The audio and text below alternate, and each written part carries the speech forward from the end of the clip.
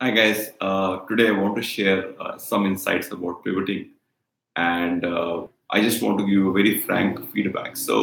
Uh, from a personal perspective, I always thought, and I had not started by then as a founder, so I always thought those startups which don't really understand how to go about doing things, and whose founders are not very sharp and smart, they do pivoting because they're not able to manage their business well, and they just go ahead and maybe do something else and then fail on, right? So I would have made a lot of mockery of many of these guys.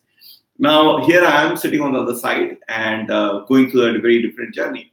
So when I started my own consulting firm around digital and fintech, my idea, and this company is called The Digital Fifth. The idea was to focus sharply on banks and large NBFCs and give them really top-end consulting thought process at a right price, right value, and everything was right. That's what the focus was. But the challenge for initial 90 days was that I had no client, right? So I was moving from one place to another, searching around, figuring out, not being able to give an answer to the family what exactly I was doing. They was thinking that I was sort of hallucinating, and I don't know what the word would be, but I was like dazed. Why did I do what I did, right? So it's very strange to leave a really powerful job and well-paying job to start on your own, and that all too also in consulting. A lot of guys say consulting is not scalable. So here it was. I was thinking from a consulting side. So what happened next was interesting. So after something in 90 odd days, I was very clear. Even if I spend one more year into it, I will not get a customer in this business segment because business segment is very different.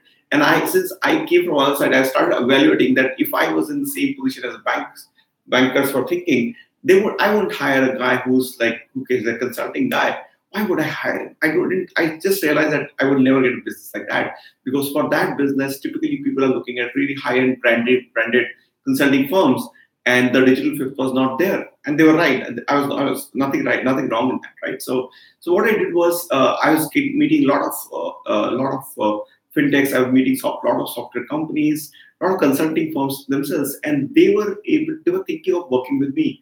And I was saying at many times, no, I can't work this. This is not aligned. That is not aligned.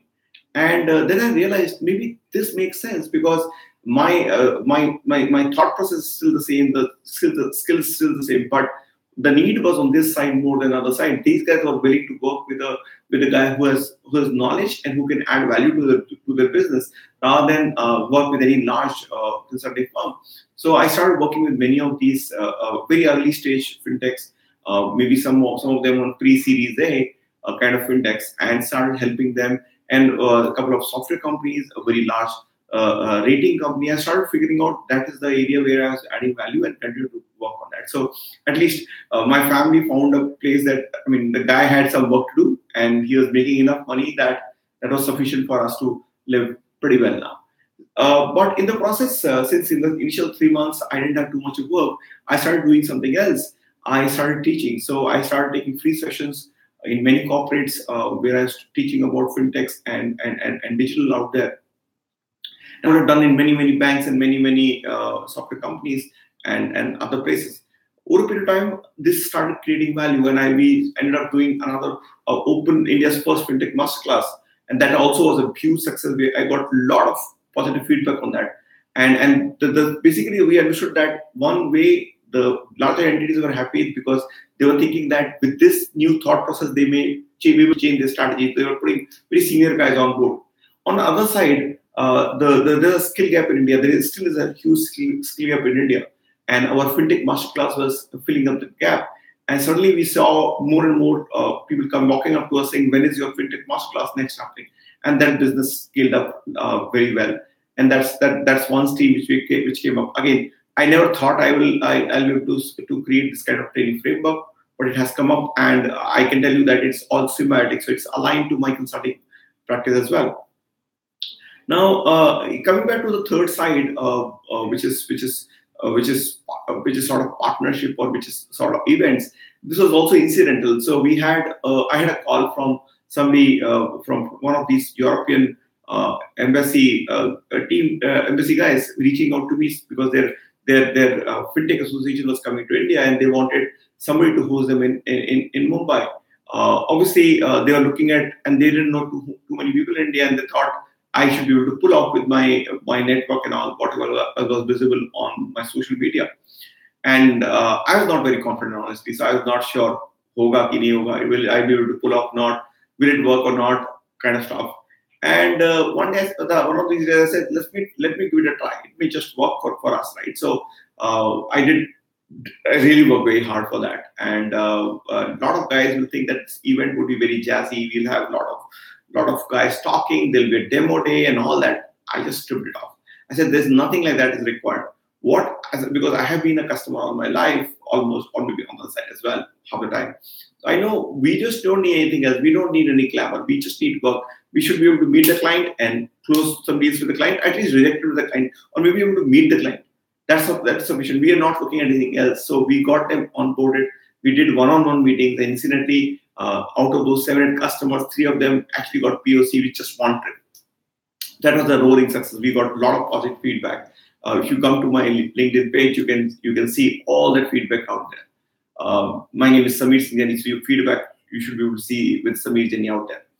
Now, this model came up, and we realized that this can be done again and again. So we did a few more sessions out there, and we did on AI/ML, we did on digital and fintech lending, and then we did purely on digital lending yesterday, where we had almost like 12, 13 entities from a banking and NBFC community and fintech community talking to something like 10 odd software providers to build their stack.